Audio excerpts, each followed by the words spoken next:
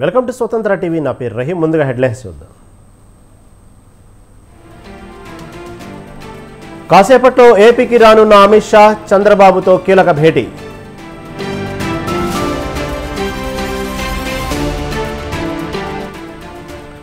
రేపు సీఎంగా చంద్రబాబు ప్రమాణ స్వీకారం, భారీగా ఏర్పాట్లు చేస్తున్న అధికారులు.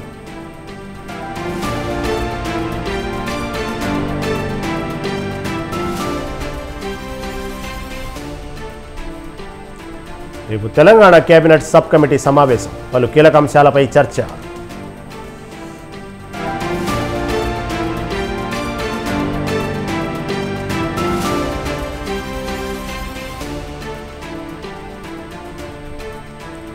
ఒడిశాలో తొలిసారి బీజేపీ ప్రభుత్వ ఏర్పాటు, ముఖ్యమంత్రిగా మోహన్ చరణ్ మాఝీ.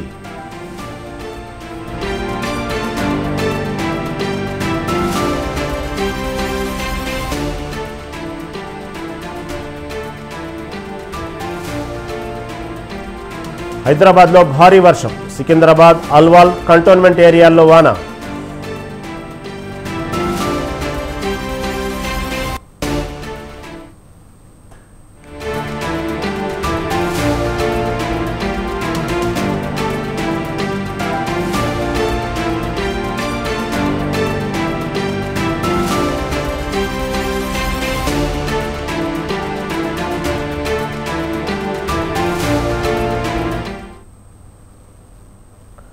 బ్రేకింగ్ న్యూస్ చూస్తున్నాం. హైదరాబాద్లో భారీ వర్షం కురిసింది. మల్కాజ్గిరి, మౌలాలి, గౌతమ్ నగర్, ఈస్ట్ ఆనంద్బాగ్, నేర్బెడ్బెట్, వినాయక్ నగర్ పరిసర ప్రాంతాల్లో భారీ వర్షం కురుస్తోంది.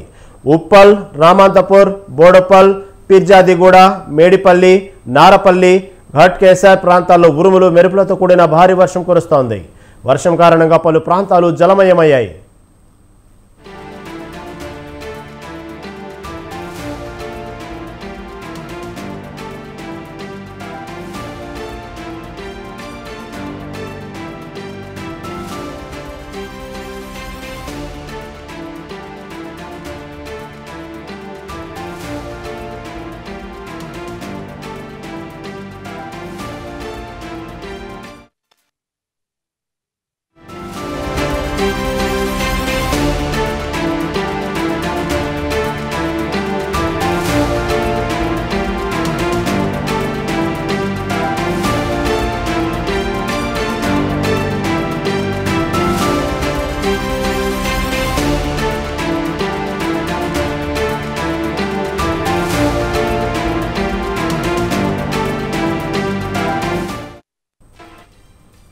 బ్రేకింగ్ న్యూస్ చూస్తున్నాం. ఆంధ్రప్రదేశ్ నూతన ముఖ్యమంత్రిగా చంద్రబాబు నాయుడు రేపు ప్రమాణ స్వీకారం చేయబోతున్నారు.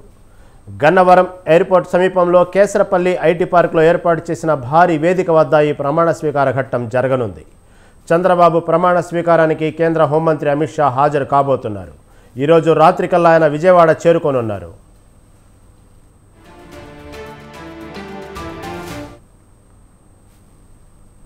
సినీ రంగానికి చెందిన megastar Chiranjeevi, Ram Charan Tej, super star Rajinikanth, junior ఎన్టీఆర్కు ఆహ్వానాలు వెళ్లినట్లుగా తెలుస్తోంది. ఈ నేపథ్యంలో చిరంజీవి స్పెషల్ ఫ్లైట్లో భార్య సురేఖ, కుమార్తె శ్రీజ, ఇద్దరు మనవరాళ్లతో బేగంపేట నుంచి గన్నవరం వెళ్లారు. రేపు ఉదయం జరగబోతున్న ప్రమాణ స్వీకారంలో ఆయన పాల్గొనబోతున్నారు. రామ్ చరణ్ కూడా గేమ్ చేంజర్ షూటింగ్లో ఉన్న నేపథ్యంలో రాజమండ్రి నుంచి గన్నవరం వెళ్తున్నట్లుగా తెలుస్తోంది. రజనీకాంత్ ప్రమాణ స్వీకారానికి హాజరు కాబోతున్నట్లు తెలుస్తోంది.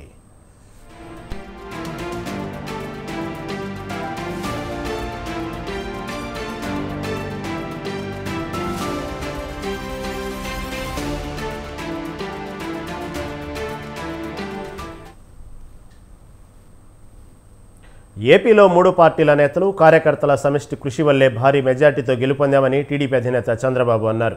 అన్ని జిల్లాలను క్లీన్ స్వీప్ చేశామన్నారు. పదవులు వచ్చాయని ఏ అహంకారంతో విర్రవీగారో ఆ అహంకారం కూలిపోయిందని వ్యాఖ్యానించారు. ప్రజలు ఇచ్చిన తీర్పును నిలబెట్టుకోవాలని, రాష్ట్రాన్ని నిలబెట్టే బాధ్యత ఎమ్మెల్యేలదని సూచించారు. 45 ఏళ్లుగా రాజకీయాల్లో ఉన్న రాగద్వేషాలకు అతీతంగా పనిచేశానని చెప్పారు. రాష్ట్రంలో అరాచకం, అహంకారం, అశాంతికి చోటు లేదన్నారు. ప్రతి నిర్ణయం అడుగు ప్రజల కోసమే, స్టేట్ ఫస్ట్ అనేది తమ నినాదమన్నారు చంద్రబాబు. జిల్లాల వారీగా, పార్లమెంట్ల వారీగా విశ్లేషిస్తే శ్రీకాకుళం క్లీన్ స్వీప్ 7 గెలిచాం. విజయనగరం అన్ని గెలిచాం. అరకు 2-3 ఎన్నికల్లో మనం గెలవకుండా ఈసారి ఎన్డీఏ అభ్యర్థులు చూస్తే 7కు 5 గెలిచాం. అనకాపల్లి 7కు 7 గెలిచాం. బాపట్ల అన్స్టాపబుల్ 7కు 7 గెలిచాం. ఒక్క ఒంగోలులో బ్రేక్ పడింది. అక్కడి నుంచి నెల్లూరు 7కు 7 గెలిచాం. తిరుపతి 7కు 7 గెలిచాం. కానీ దురదృష్టం పార్లమెంటు పోగొట్టుకున్నాం. చిత్తూరు ఎప్పుడూ ఇన్ని సీట్లు గెలవాలి, 7కు 7 గెలిచాం. చరిత్రలో ఎప్పుడూ గెలవని విధంగా కడపలో 7కు 5 గెలిచాం మనం. ఆ తర్వాత అనంతపురకు వస్తే క్లీన్ స్వీప్ 7కు 7 గెలిచాం. హిందూపూర్లో 7కు 7 గెలిచాం. నంద్యాల ఎప్పుడూ ఊహించని విధంగా 7కు 7 గెలిచాం. జనసేన మిత్రులు పవన్ కళ్యాణ్ గారు 21 సీట్లు తీసుకొని 21 గెలిచాడు. బీజేపీ 10 సీట్లు తీసుకుంటే అంటే 10కి 8 గెలవడం అనేది ఒక చరిత్ర. ఆ 2 సీట్లు కూడా కొన్ని ప్రత్యేకమైన కారణాల వల్ల ఓడిపోయాం తప్ప ఇంకోటి కాదు. ఏ అహంకారంతో విర్రవీగిపోయారో ఆ అహంకారం కూలిపోయింది. పదవొచ్చిందని విర్రవీగిపోయి రేపనేది లేకుండా ఉంటుందనుకుంటే మాత్రం ఇదే జరిగే పరిస్థితి వస్తుంది. ప్రజలు బూతులు మాట్లాడే నేతల్ని, అరాచక శక్తుల్ని, అవినీతి పరుల్ని చూశారు. ఈ 5 ఏళ్లు పరిపాలించినటువంటి వ్యక్తి యొక్క ప్రవర్తన చూసిన తర్వాత ఇలాంటి వ్యక్తి పాలనకు పనికిరాడనే ఉద్దేశంతో ఓట్లు చేసే పరిస్థితికి వచ్చారు. కానీ మనం కూడా అదే విధంగా కక్ష తీర్చుకోవాలి అని గాని మనం ముందుకు పోతే మనకు కూడా సమస్య వస్తుంది. తప్పు చేసిన వాడిని క్షమించి పూర్తిగా వదిలిపెడితే కూడా మళ్ళా అలవాటుగా మారుతుంది. తప్పు చేసిన వాళ్లకు శిక్ష పడవలసిన అవసరం ఉంది. చట్టపరంగా శిక్షించాల్సిన అవసరం ఉంది. విధ్వంస రాజకీయాలు, కక్షా రాజకీయాలు కాకుండా ఇవన్నిటిని ప్రక్షాళన చేయాల్సిన అవసరం ఉందని చెప్పి కూడా నేను మీకు తెలియజేస్తున్నా. గవర్నమెంట్లో ఏముందో ఇప్పటికి తెలియదు, ఎంత అప్పు ఉందో తెలియదు, ఎక్కడెక్కడ తెచ్చారో తెలియదు. ఇవన్నీ కూడా డెప్త్కి వెళ్ళినప్పుడు ఎన్ని లక్షల కోట్ల అప్పు ఉంది, ఏదేది తాకట్టు పెట్టారు, ఆర్థిక వ్యవస్థ ఏ విధంగా చిన్నాభిన్నం అయిపోయింది, ఇవన్నీ కూడా అధ్యయనం చేసుకోవాల్సిన అవసరం ఉంది. ఇంకొక పక్క వ్యవసాయ రంగం పూర్తిగా సంక్షోభంలో పడిపోయింది. రైతులు అప్పుల పాలయ్యారు. 5 ఏళ్లలో 9 సార్లు కరెంటు ఛార్జీలు పెంచారు. ఇప్పటికి కూడా మనకు గుర్తొచ్చేది ప్రజావేదిక విధ్వంసం. అలాంటి దుర్మార్గమైన కార్యక్రమాలు జరిగాయి. ఇవన్నీ కూడా గుర్తు చేసుకుంటూనే కక్షపూరిత రాజకీయాలు కాకుండా కన్స్ట్రక్టివ్ పాలిటిక్స్ కి మనం ముందుకు పోవాల్సిన అవసరం ఉంది. మన రాజధాని అమరావతి, అమరావతి రాజధాని, విశాఖపట్నం ఆర్థిక రాజధానిగా, ఒక ప్రత్యేకమైన సిటీగా, ఆధునికమైన నగరంగా తయారు చేసుకుందాం. దాన్ని ఎప్పుడు కూడా నేను కంబైన్డ్ ఆంధ్రప్రదేశ్ కూడా గుర్తుపెట్టుకున్నాను. విశాఖపట్నం అటు జనసేనకు, తెలుగుదేశానికి, బీజేపీకి ముగ్గురు కూడా చాలా ముఖ్యమైన నగరం ఇది. ఆనాటి ముఖ్యమంత్రి విశాఖపట్నాన్ని రాజధానిగా చేస్తాను, ఎన్నికలు అవుతానే అక్కడే ప్రమాణ స్వీకారం చేస్తానంటే నువ్వు రావద్దు అని ప్రజా తీర్పిచ్చిన రాజధాని నగరం విశాఖ నగరం. అంటే ఎలాంటి టెంప్టేషన్ కూడా లొంగలేదు వాళ్ళు. ఇది ఒక అనుభూతి. విశాఖపట్నాన్ని మర్చిపోయే సమస్య లేదు. తగిన గుర్తింపు ఇస్తాం.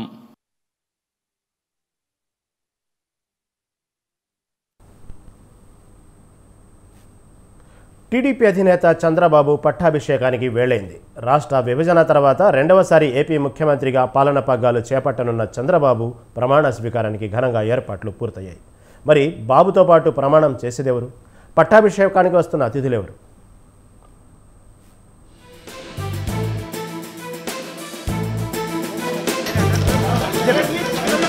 Hey! టీడీపీ జనసేన అధినేతల కలలు నెరవేరాయి. అనుకున్నట్టుగానే జగన్ ను కోలుకోలేని దెబ్బ కొట్టిన కూటమి నాయకులు ఏపీని ఏలేందుకు ముహూర్తం ఫిక్స్ చేసుకున్నారు.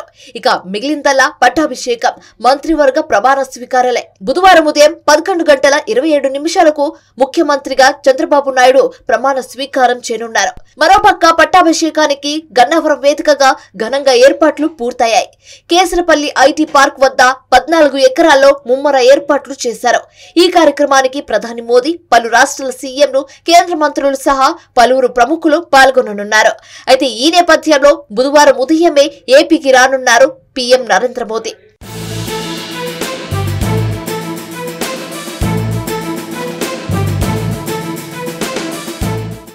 మరోపక్క డిప్యూటీ సీఎం గా జనసేనాని పవన్ కళ్యాణ్ ప్రమాణ స్వీకారం చేయనున్నారు.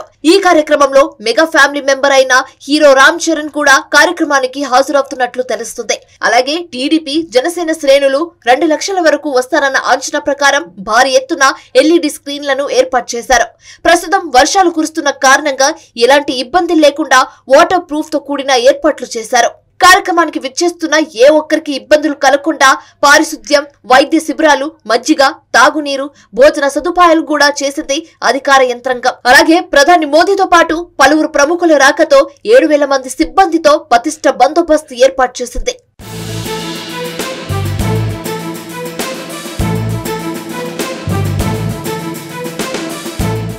ఇకపోతే ఇటీవల జరిగిన అసెంబ్లీ ఎన్నికల్లో కూటమి పార్టీలు జగన్ ను చిత్తుగా ఓడించి 11 సీట్లకే పరిమితం చేశాయి. లోక్సభ, అసెంబ్లీ స్థానాల్లోనూ అత్యధిక సీట్లు కైవసం చేసుకుని పాలన పగ్గాలు చేపట్టనుంది. ఒక్క అవకాశం అంటూ అధికారంలోకి వచ్చిన జగన్ రాష్ట్ర అభివృద్ధిని గాలి కొదిలేశారన్న విమర్శలను మూటగట్టుకున్నారు. ఇదే ప్రచారాన్ని జనంలోకి గట్టిగా తీసుకువెళ్లారు. అలాగే షర్మిల కూడా అన్న పాలనపై దుమ్మెత్తిపోసింది. ఇలా విపక్షాలన్నీ ఏకమై జగన్ ను అధికార పీఠం నుంచి దించి ఆ అవకాశాన్ని దక్కించుకుంది విపక్ష కూటమి. దీంతో రాష్ట్ర విభజన తర్వాత రెండోసారి ముఖ్యమంత్రిగా చంద్రబాబు ప్రమాణ స్వీకారం చేయనున్నారు.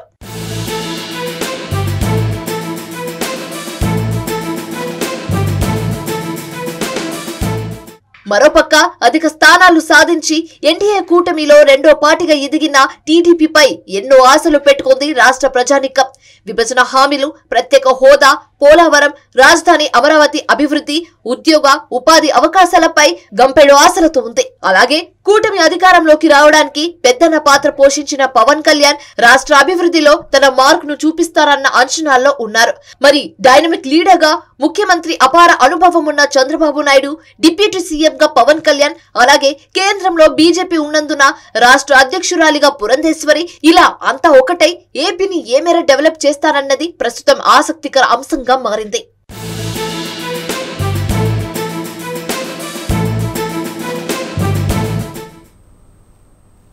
కొత్తగా ఎన్నికైన ఎమ్మెల్యేలతో ఈ నెల 17 నుంచి అసెంబ్లీ సమావేశాలు ప్రారంభమయ్యే అవకాశం ఉంది. ఏకాదశి కావడంతో ఆ రోజు మంచిదని కొత్త ప్రభుత్వానికి పలువురు పండితులు సూచించినట్లు సమాచారం. 4 రోజుల పాటు కొనసాగే మొదటి సెషన్లో తొలి రోజు ఎమ్మెల్యేల ప్రమాణ స్వీకారం, రెండవ రోజు స్పీకర్ ఎన్నిక ఉండనుంది. ఇక ఈ భేటీలోనే ల్యాండ్ టైటిలింగ్ యాక్ట్ ఉపసంహరణ బిల్లును ప్రభుత్వం ఆమోదించినట్లు తెలుస్తోంది.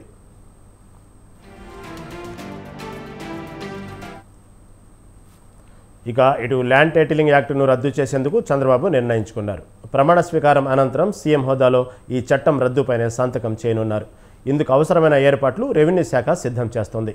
మంత్రివర్గ సమావేశం ఆమోదం అనంతరం శాసనసభలో చట్టం ఉపసంహరణ బిల్లు ప్రవేశపెట్టనున్నారు. గత ప్రభుత్వం ఈ చట్టాన్ని అమల్లోకి తెచ్చింది. అధికారంలోకి రాగానే దీనిని రద్దు చేస్తామని టీడీపీ ప్రకటించింది.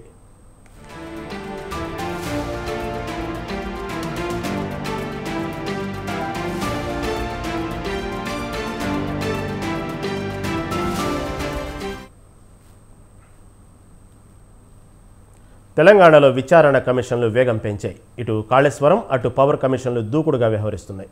ఈ నెలాఖరులోగా విచారణ పూర్తి చేసే దిశగా అడుగులు వేస్తున్నాయి. మాజీ అధికారులకు నోటీసులు ఇచ్చి వివరణలు తీసుకుంటున్నాయి. నిజానిజాలు తెలుసుకున్న తర్వాత ఆర్థికపరమైన అంశాలను విచారిస్తామన్నారు.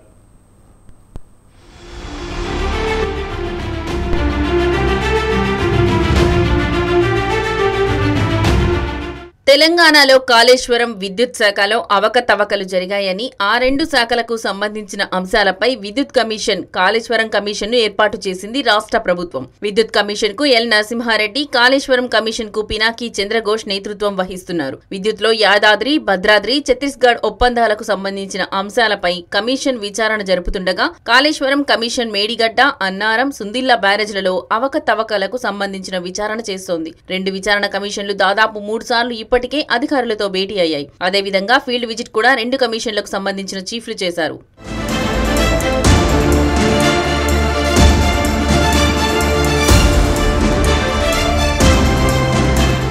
విద్యుత్ కమిషన్ కి సంబంధించి చీఫ్ ఎల్ నరసింహారెడ్డి విద్యుత్ శాఖలో దాదాపు 30 మంది తాజా మాజీ అధికారులకు నోటీసులు ఇచ్చి వివరణ తీసుకున్నారు. ముఖ్యంగా మాజీ సీఎం డి ప్రభాకర్ రావు, అప్పటి శాఖకు కీలక అధికారిగా పనిచేసిన ఐఏఎస్ అధికారి అరవింద్ కుమార్ కు నోటీసులు ఇచ్చారు. అయితే అరవింద్ కుమార్ నోటీసులకు పోస్టు ద్వారా రిప్లై ఇచ్చినట్లు కమిషన్ లోని అధికారులు తెలుపగా, సీఎం డి ప్రభాకర్ రావు మాత్రం డైరెక్ట్ గా కమిషన్ ముందు హాజరై లిఖిత పూర్వకంగా సమాధానమిచ్చారు. ఇక అప్పుడు ఎలక్ట్రిసిటీ కమిషనర్ గా పనిచేసిన సురేష్ చందర్ సైతం కమిషన్ ముందు స్వయంగా హాజరై లిఖిత సమాధానం ఇచ్చినట్లు అధికారులు తెలిపారు. ఇక రాబోయే రోజుల్లో మరికొంతమందిని విచారణకు పిలుస్తామన్న చర్చ పవర్ కమిషన్ లో జరుగుతోంది. ప్రస్తుతానికి టెక్నికల్ అంశాలకు సంబంధించిన విషయం మీద కసరత్తు చేస్తున్న కమిషన్ త్వరలోనే ఓ ప్రజాప్రతినిధికి సైతం నోటీసులు ఇస్తుందన్న చర్చ ఉంది.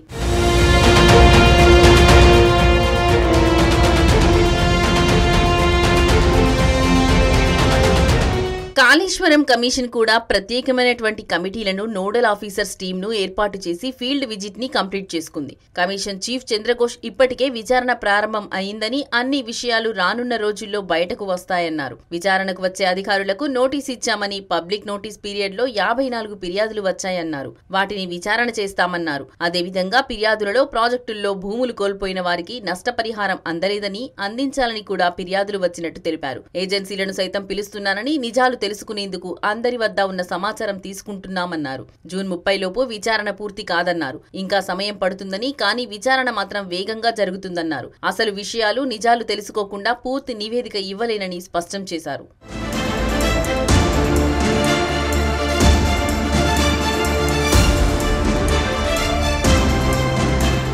మొన్నటి వరకు ఎలక్షన్ కోడ్ ఉంది, అందుకే కొంత ఆలస్యం అయ్యిందన్నారు. నోటీసులు ఇచ్చిన వారిలో 7 మంది సోమవారం విచారణకు హాజరు కాగా, మరో 18 మందిని మంగళవారం విచారణకు రావాలని పిలిచామన్నారు. టెక్నికల్ అంశాల విచారణ పూర్తి అయ్యాక ఇర్రెగ్యులారిటీ, ఆర్థిక అంశాలపై విచారణ మొదలవుతుందన్నారు. ప్రభుత్వం వద్ద నుంచి రిపోర్టులన్నీ అందాయన్నారు. వాటి పరిశీలన జరుగుతుందన్నారు. ఇరిగేషన్ మాజీ ఈఎన్సీ మురళీధర్ కమిషన్ ముందు హాజరై మరోసారి కమిషన్ అడిగిన సమాచారం ఇచ్చి వెళ్లారన్నారు. అదేవిధంగా మేడిగడ్డ, అన్నారం, సుందిల్లా నిర్మాణం సమయంలో పనిచేసిన ఇంజనీర్లు తిరుమల్ రెడ్డి, ఇమ్షాక్ సింగ్ తో పాటు మరో అధికారి సైతం కమిషన్ ముందు హాజరై సమాచారం ఇచ్చారని ఘోష్ తెలిపారు.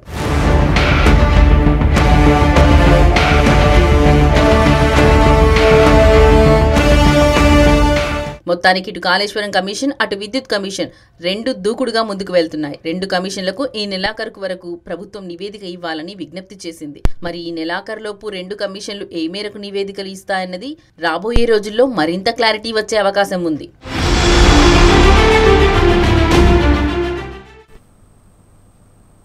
సైబర్ నేరాలకు అడ్డు అదుపు లేకుండా పోతోంది. పోలీస్ శాఖ కూడా వారిలో వలలు చిక్కిందంటే సైబర్ నేరగాళ్లు ఎంత కేటుగాళ్లు ఇట్టే అర్థమైపోతుంది. ఖాకిలనే బురిడి కొట్టి డేటాను దొంగిలించిన ఘటన తీవ్ర కలకలం రేపింది. అయితే ఎట్టకేలకు హ్యాకర్ను అరెస్టు చేసి కటకటాలకు తరలించింది తెలంగాణ పోలీసు యంత్రాంగం. ఇంతకీ ఎవరా కేటుగాడు, పోలీసులకు ఎలా చిక్కాడు?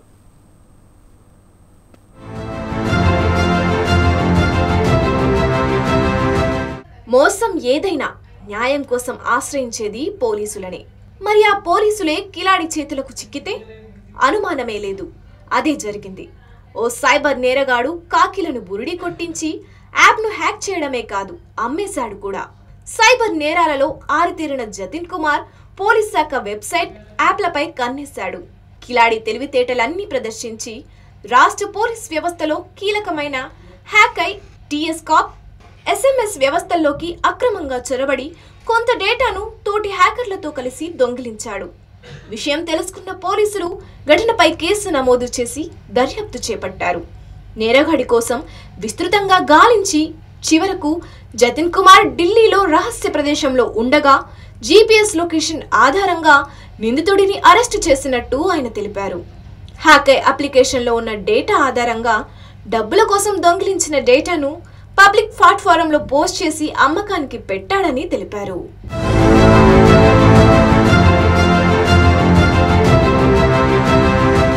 సైబర్ నేరగాడు జతిన్ కుమార్ పై ఢిల్లీలో చాలా కేసులు ఉన్నట్టు తెలంగాణ పోలీసులు గుర్తించారు.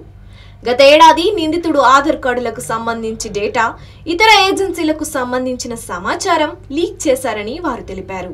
న్యూఢిల్లీలోని special cell Dwarka police station ద్వారా పలు సెక్షన్ల కింద ఇదివరకు జతిన్ కుమార్ను పోలీసులు అరెస్టు చేశారని, ఈ కేసులో ప్రమేయం ఉన్న అదనపు సహచరులను గుర్తించే ప్రయత్నాలతో విచారణ కొనసాగుతోందని వెల్లడించారు.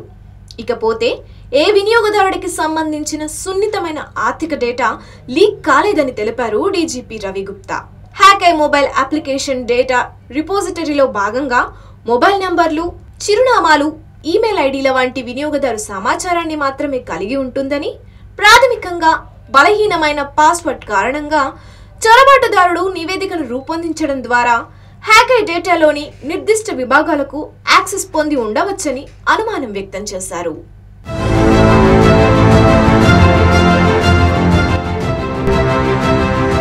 టీఎస్ కాప్లో సమాచారం సేఫ్ గా ఉందని, థర్డ్ పార్టీ డేటా అమ్మారని వస్తున్న వార్తల్లో నిజం లేదని తేల్చి చెప్పారు DGP Ravi Gupta. Hyderabad city police SMS servers URL విషయంలో సైబర్ నేరగాళ్లు చొరబడ్డారని వస్తున్న వార్తలు పూర్తిగా అవాస్తవమన్నారు. ఎందుకంటే URL ఏప్రిల్ 2022 నుంచి పనిచేయలేదని, హైదరాబాద్ సిటీ పోలీసులు దాని వినియోగాన్ని చాలా కాలం ముందే నిలిపేశారని తెలిపారు. హ్యాకింగ్ పై భద్రతాపరమైన లోపాలు ఉన్నాయేమోనని పరీక్షిస్తున్నామన్నారు. భవిష్యత్తులో ఇలాంటి హ్యాకింగ్స్ నిరోధకానికి పటిష్టమైన చర్యలు చేపట్టనున్నట్లు ఆయన వివరించారు. సైబర్ సెక్యూరిటీ బ్యూరో డీజీ శిఖా గోయల్ పర్యవేక్షణలో తక్కువ టైంలోనే నిందితుడిని గుర్తించి అరెస్టు చేశామని తెలిపిన ఆయన కేసును ఛేదించిన పోలీసు అధికారులను అభినందించారు. ఇలా మొత్తానికి కాకిలనే బురుడి కొట్టించిన కేటుగాడు చివరికి వారి చేతికి చిక్కి కటకటాల పాలయ్యాడు. ఈ ఘటనతో మరోసారి పోలీసులు ప్రజలను అప్రమత్తంగా ఉండాలని, ఇలాంటి కిలాడీగాల బారిన పడి మోసపోవద్దని హెచ్చరిస్తోంది పోలీస్ శాఖ.